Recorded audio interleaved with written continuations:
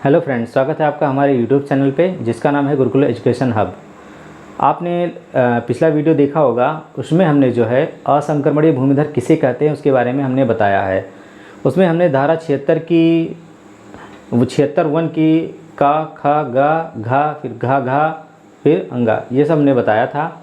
आज इस वीडियो में मैं आपको बताने वाला हूँ भाग 2 में कि वो आपको अगर कोई संक्रमणीय भूमिधर है तो उसको असंक्रमणीय कैसे चेंज करते हैं, और अगर आप उस ज़मीन को सेल कर देते हैं जो आपने पट्टा पाया था, जो आपने असंक्रमणीय के रूप में प्राप्त किया था, उसको अगर आप सेल करते हैं तो आप क्या पट्टे के पात्र होंगे और ज़मीन ले सकते हैं पट्टे पे कि नहीं ले सकते हैं। तो हम जो है धारा 76 की उपधारा 2 के बारे में पहले पढ़ते हैं। उपधारा 2 क्या कहता है कि प्रत्येक व्यक्ति जो संहिता प्रारंभ होने से पहले असंक्रमणीय अधिकार वाला भूमिधर था और 5 वर्ष या अधिक समय के लिए भूमिधर था, संक्रमणीय अधिकार वाला भूमिधर होगा। यानी कि ये 11 फरवरी 2016 को आपकी संहिता लागू हुई थी। वो संहिता के लागू होने के पहले अगर कोई व्यक्ति 5 साल तक असंक्रमणीय अधिकार वाला भूमिधर था तो इसके बाद क्या होगा, आपका वो संक्रमणीय अधिकार वाला भूमिधर हो जाएगा। इसके अगला जो पार्ट है आपका, ये धारा 76 की उपधारा 3 है। प्रत्येक व्यक्ति जो उपधारा 1 और उपधारा 2 में दर्शाए गए प्रारंभ पर असंक्रमणीय अधिकार वाला भूमिधर हो या उसके पश्चात असंक्रमणीय अधिकार वाला भूमिधर हो जाता है, ठीक है। असंक्रमणीय अधिकार वाला भूमिधर होने से 5 वर्ष की अवधि पर संक्रमणीय अधिकार वाला भूमिधर बन जाएगा। इसका मूल बात ये है कि आपका जो उपधारा 1 और उपधारा में 2 में दर्शाया गया है असंक्रमणीय भूमिधर, वो क्या होगा कि आपका अगर उस संहिता के बाद भी अगर वो क्या होता है असंक्रमणीय अधिकार वाला भूमिधर है, ठीक है, तो आपका 5 साल अगर उसका ड्यूरेशन पूरा हो जा रहा है तो क्या हो जाएगा, आपका संक्रमणीय अधिकार वाला भूमिधर उसे घोषित कर दिया जाएगा। वो मान लिया जाएगा कि क्या है, संक्रमणीय अधिकार वाला भूमिधर है। आपका ये तीसरे में कहता है, ठीक है। तीसरे में आपका क्या होगा, इसमें देखिए इस संहिता के पहले से है 5 वर्ष का, और संहिता के बाद जो पहला हमने आपका स्टार्टिंग में बताया था, इसके पहले वीडियोज़ में आप पहला वीडियोज़ देखिएगा ताकि आप इजीली इसको समझ सकें।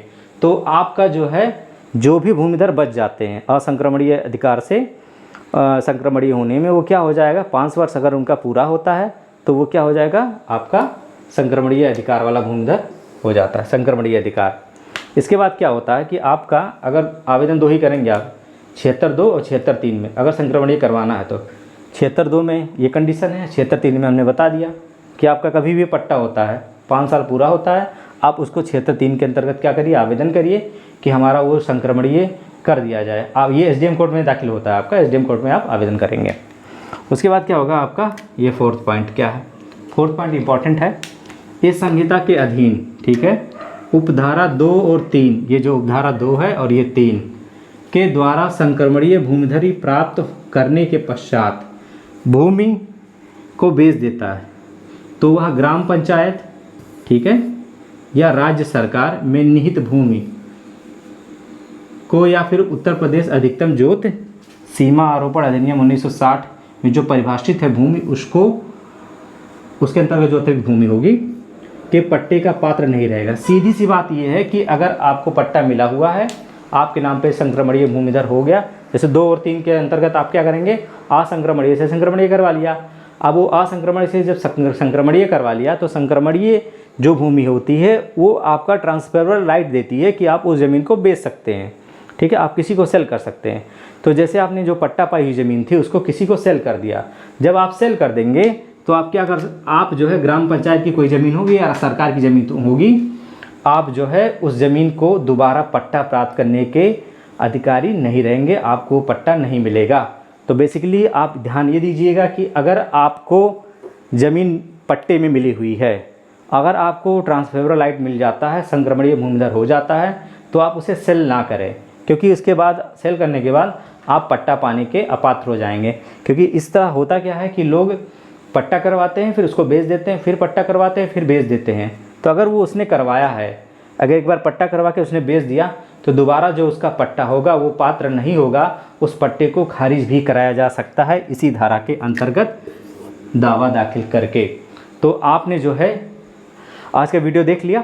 आज की वीडियो में हमने जो है ट्रांसफरेबल लाइट जो है कैसे मिलता है, असंक्रमणीय से संक्रमणीय कैसे होता है, इसके बारे में बता दिया है। इसके बारे में जो भी क्वेरी है आप ज़रूर इसको आप पूछिएगा ऑनलाइन कमेंट पे, मैं उस पर आपका जवाब दूंगा जो भी हो सकेगा।